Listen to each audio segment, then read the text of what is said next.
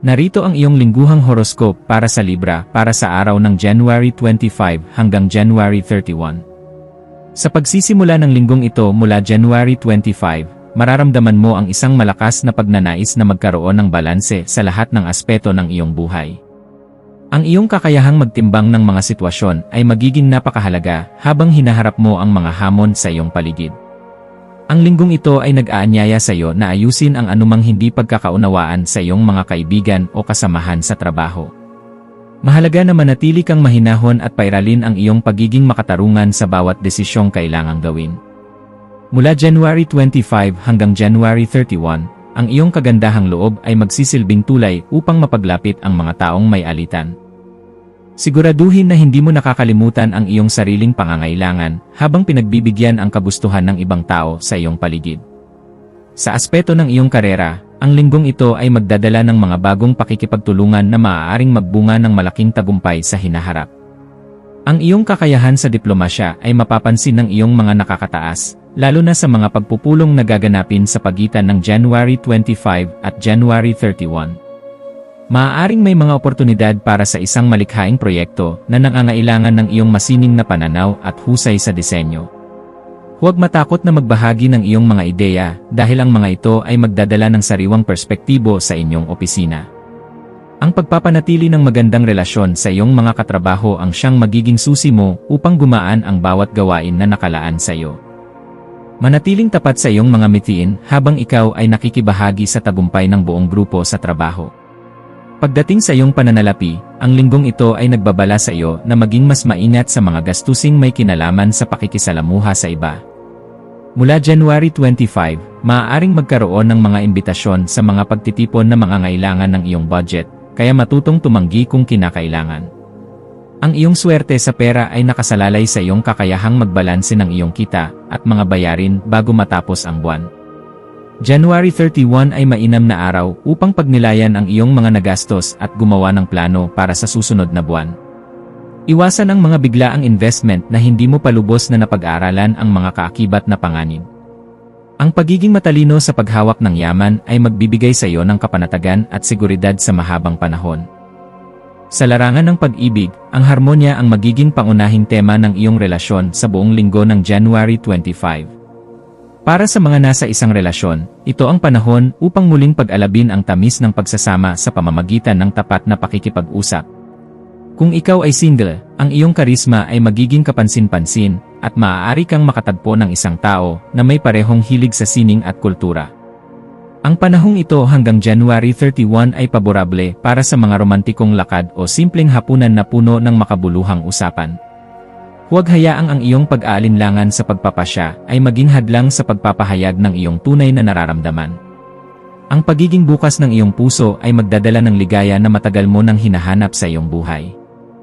Ang iyong kalusugan ay magiging maayos kung bibigyan mo ng pansin ang iyong kidney at ang tamang pag-inom ng tubig sa araw-araw. Mula January 25, subukang umiwas sa mga pagkaing masyadong maalat o matamis na maaaring makasama sa iyong pangkalahatang pakiramdam. Ang sapat na pahinga at pagkakaroon ng maayos na tulog ay makakatulong upang mapanatili ang iyong ganda at sigla sa buong linggo. Ang paggawa ng yoga o meditation ay mainam na paraan upang mapatahimik ang iyong isipan mula sa ingay ng kapaligiran hanggang January 31. Huwag mong ipagwalang bahala ang mga maliliit na senyales ng pagkapagod ng iyong katawan, maglaan ng oras para sa iyong sarili. Ang pagkakaroon ng balance sa pagkain at ehersisyo ay magbibigay sa iyo ng enerhiyang kailangan mo. Ang iyong mga maswerteng numero ay 6, 15, 24 at 33. Para sa iyong maswerteng kulay, ang asul at pink ay magdadala ng kapayapaan at pag-ibig sa iyong aura sa buong linggo. Ang dapat mong gawin ay ayusin ang iyong kapaligiran at maglagay ng mga sariwang bulaklak upang dumaloy ang magandang enerhiya mula January 25. Ipagdasal ang pagkakaroon ng linaw sa iyong isipan sa tuwing ikaw ay kailangang gumawa ng mabigat na desisyon para sa lahat. Ang pananalig sa iyong sariling kakayahan na magdala ng kaayusan ay magbubunga ng magandang resulta bago matapos ang January. Manatiling positibo sa kabila ng anumang gulo na maaaring dumaan sa iyong harapan sa mga darating na araw.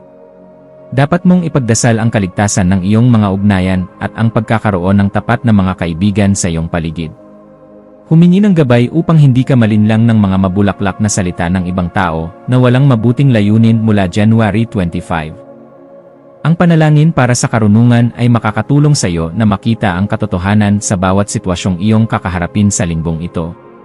Ipanalangin din ang kapayapaan sa iyong tahanan upang maging santuwaryo ito ng iyong pagod na isipan hanggang January 31. Ang bawat umaga ay simulan sa paghingi ng gabay upang maging inspirasyon ka ng pagkakaisa sa iyong komunidad. Ang iyong pananampalataya ang magiging sandigan mo sa mga sandali ng pag-aalinlangan at takot.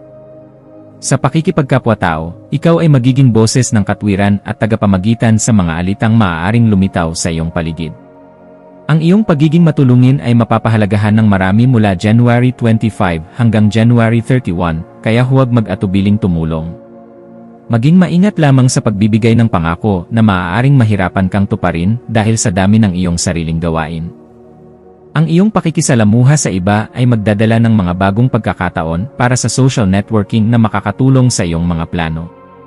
Ang pagpapakita ng tunay na interes sa kwento ng iba ay magpapalalim ng iyong koneksyon sa mga taong mahalaga sa iyo. Manatiling tapat sa iyong sarili habang ikaw ay nakikibahagi sa buhay ng mga tao sa iyong paligid. Ang iyong pagiging malikhain ay nasa rurok nito sa linggong ito, kaya gamitin ang pagkakataong ito upang gumawa ng sining o palamuti. Mula January 25, ang iyong mga kamay ay tila may mahika sa paggawa ng mga bagay na maganda at nakakaakit sa paningin. Ang linggong ito hanggang January 31 ay mainam para sa pag-aaral ng mga bagong kasanayan na may kinalaman sa disenyo o musika. Hayaan ang iyong imahinasyon na lumipad at huwag limitahan ang iyong sarili sa kung ano lamang ang nakasanayan ng iba. Ang pagpapahayag ng iyong damdamin sa pamamagitan ng sining ay magsisilbing therapy para sa iyong emosyonal na kalusugan sa buong linggo. Ipakita ang iyong galing at huwag mahiyang ibahagi ang iyong mga likha sa social media o sa mga kaibigan.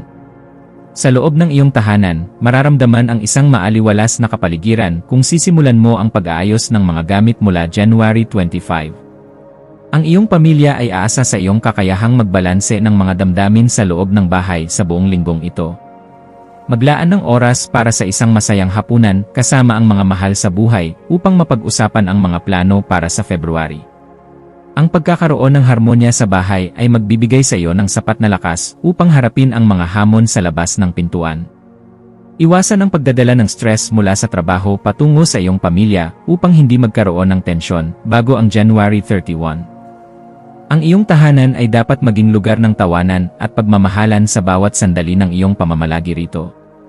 Sa emosyonal na antas, maaaring makaramdam ka ng bahagyang kalituhan kung hahayaan mong kontrolin ka ng opinyon ng ibang tao. Mula January 25, mahalagang makinig sa iyong sariling tinig at magtiwala sa iyong nararamdaman tungkol sa mga mahahalagang bagay. Ang iyong emosyon ay magiging sensitibo sa paligid, kaya piliin ang mga taong makakasama mo na nagbibigay sa iyo ng positibong enerhiya.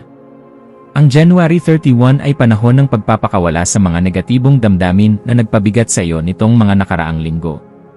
Ang pagtanggap sa iyong mga kahinaan ay magpapatatag sa iyong pagkatao at magbibigay sa iyo ng tunay na kalayaan sa puso. Manatiling matatag at huwag hayaang ang maliliit na bagay ay magpabago sa iyong magandang disposisyon sa buhay. Ang espiritualidad ay magiging malakas na sandigan mo habang hinahanap mo ang kahulugan ng mga pangyayari sa iyong buhay sa linggong ito. Ang paglalaan ng oras para sa tahimik na pagmuni-muni mula January 25 ay magbubukas ng mga bagong pintuan ng pangunawa sa iyong diwa. Maniwala ka na ang universo ay gumagawa ng paraan upang ibigay sa iyo ang balanse na iyong idinadalangin sa mahabang panahon. Ang iyong pananalig ay magsisilbing liwanag mo sa mga sandali ng kadiliman o kalituhan sa iyong landas hanggang January 31. Ipagpatuloy ang paggawa ng mabuti ng walang hinihintay na kapalit dahil ang biyaya ay babalik sa iyo sa paraang hindi mo inaasahan. Ang iyong koneksyon sa banal na gabay ay magpapatatag sa iyong pananampalataya sa araw-araw na pamumuhay.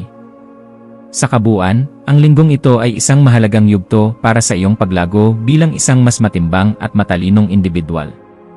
Ang bawat karanasan mo mula January 25 hanggang January 31 ay may aral na magagamit mo sa susunod na buwan. Huwag mong kakalimutan na ang tunay na kagandahan ay nagmumula sa loob at ito ay makikita sa iyong pakikitungo sa kapwa.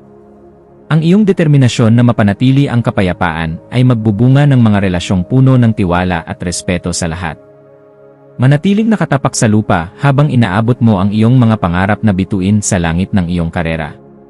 Ang linggong ito ay magtatapos ng may ngiti sa iyong mga labi dahil sa iyong mga nakamit na tagumpay. Maging handa sa mga sorpresang hatid ng tadhana na maaaring magpabago sa iyong pananaw sa buhay sa pagtatapos ng January. Ang bawat pagkakataon na darating ay dapat mong yakapin ng may bukas na isipan at pasasalamat sa iyong puso. Ang iyong paglalakbay mula January 25 ay puno ng mga kulay na magbibigay ng inspirasyon hindi lamang sa iyo kundi sa marami. Maniwala ka sa iyong sarili at sa iyong kakayahang lumikha ng isang buhay na puno ng harmonya at pag-ibig sa lahat. Ang iyong lakas ay nasa iyong puso at ang iyong talino ay nasa iyong pagpapasya sa bawat segundong lumilipas. Magtiwala sa daloy ng buhay at hayaan itong dalhin ka sa tamang direksyon na nakalaan para sa iyo. Sa huling araw ng linggo, January 31, maglaan ng oras upang magpasalamat sa lahat ng mga biyayang natanggap mo. Ang pagpapasalamat ay magbubukas ng mas marami pang pinto para sa mga himala na darating sa susunod na buwan ng February. Handa ka na ngayon na harapin ang mga bagong hamon ng may sapat na karanasan at baon na karunungan sa iyong isipan. Ang iyong pagiging Libra ay isang biyaya na dapat mong ipagmalaki dahil sa iyong kakayahang magdala ng ganda sa mundo.